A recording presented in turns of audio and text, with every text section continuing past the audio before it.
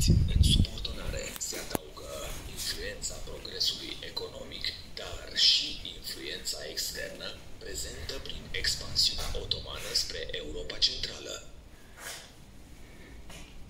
Cetatea este situată în partea de vest a orașului, mai ușor de atacat doar dinspre latura nord-vestică.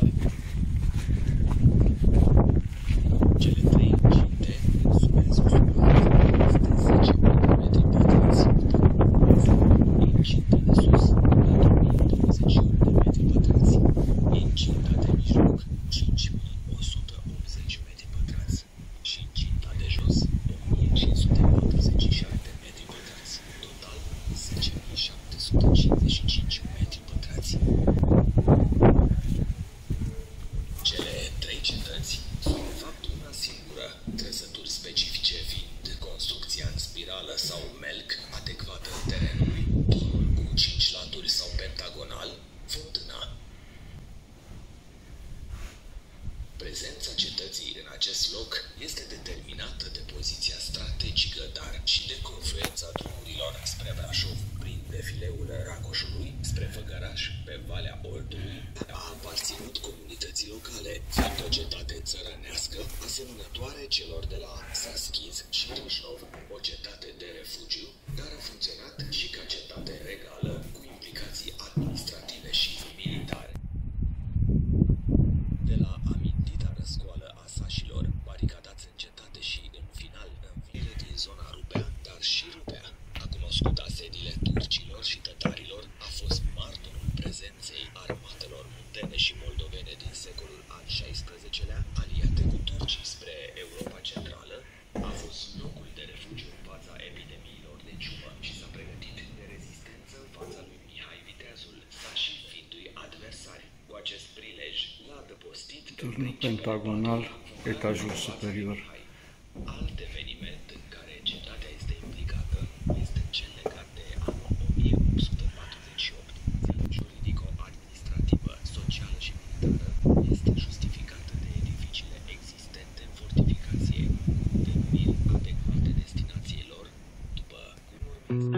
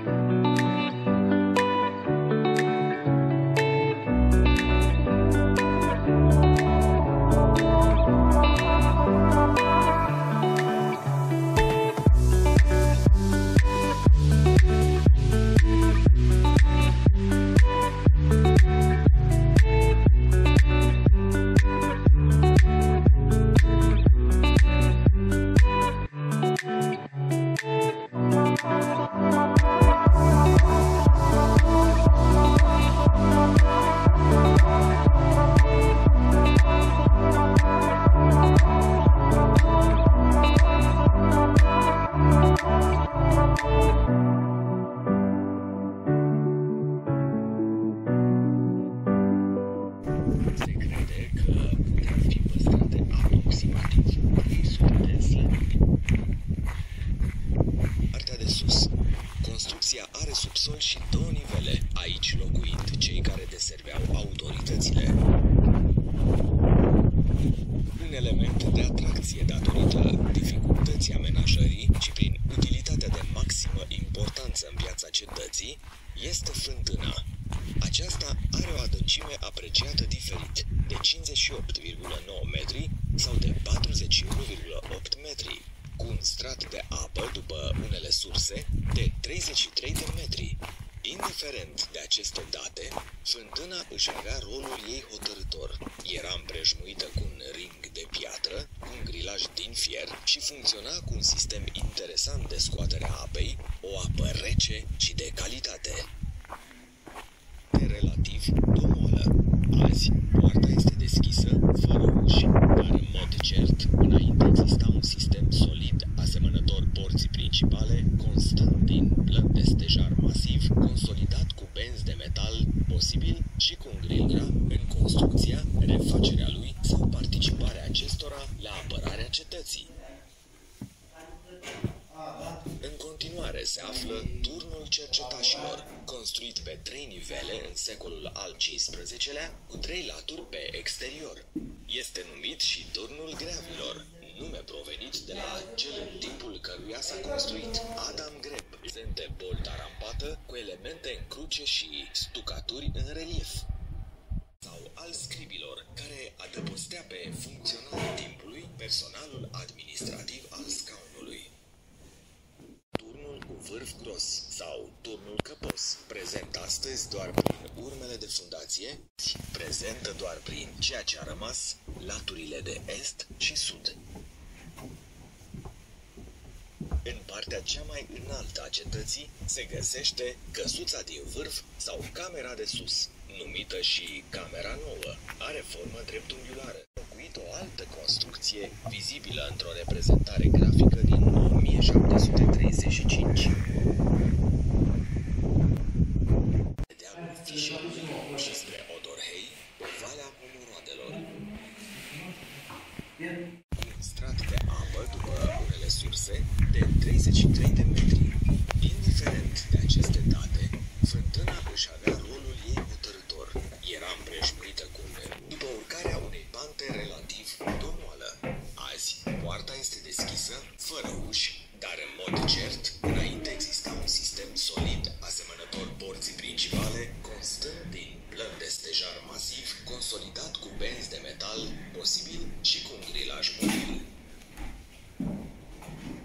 La stânga porții se aflau locuințele celor 2 juzi ai scaunului, cel regal și cel scaunal, astăzi dispărute.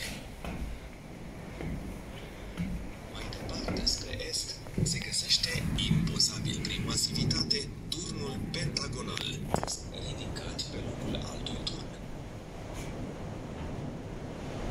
În partea dreaptă a porții cetății de mijloc se găsește turnul Ungrii, care apără latura de vest a cetății și care este mai accesibilă atacurilor, azi păstrându-se parțial. Denumirea lui face posibilă ideea implicării locuitorilor din Ungra în construcția, refacerea lui sau participarea acestora la apărarea cetății. În continuare se află turnul cercetașilor natural. Se aflau locuințele de refugiu ale locuitorilor în caz de epidemie. Accesul se putea bloca cu un grilaj de fier numit ersă, care glisa într-un spațiu vertical, parțial vizibil și astăzi. După ridicarea acestei erse, se pătrundea într-un urmărilat de blă, privind 2 arcuri de susținere și spațiul de glisare. Faza latului prezintă nivelul superior cu 3 uri de tragere. Tot în incinta de sus se aflau câteva locuințe mai bine păstrate, spre vârful cetății, în acest spațiu, aflându-se cea mai importantă construcție, numită camera scaunului cetății, se găsește căsuța din vârf sau camera de sus, numită și camera nouă. Cetatea Rupea este atestată documentar în anul 1324, după ce ținutul costului fusese amintit încă în secolul al XIII-lea, consemnarea fiind o legătură cu rezistența sașilor, revoltați împotriva autorităților reprezentate de voievodul Transilvaniei Toma și de regele Ungariei Carol Robert. În acest secol XIV exista doar cetatea de sus, deci se poate afirma cu certitudine că aceasta a fost fortificată încă în secolul anterior al XIII-lea. Se crede că actuala cetate se află pe locul unei fortificații dacice, ceramica descoperită cu diverse ocazii, atestând prezența dacilor în acest spațiu. 11-lea, extindere determinată de creșterea demografică în localitate și în zonă, de rolul administrativ jucat de Rupea în calitate de scaun săsesc care cuprindea 18 localități. Cetatea este situată în partea de vest a orașului, pe o stâncă de bazalt, la altitudinea de 121 de metri față de piața așezării, stâncă ce conferă o bună poziție strategică, mai ușor de atacat doar dinspre latura nord-vestică. Cele 3 incinte însumează o suprafață de 4028 de metri.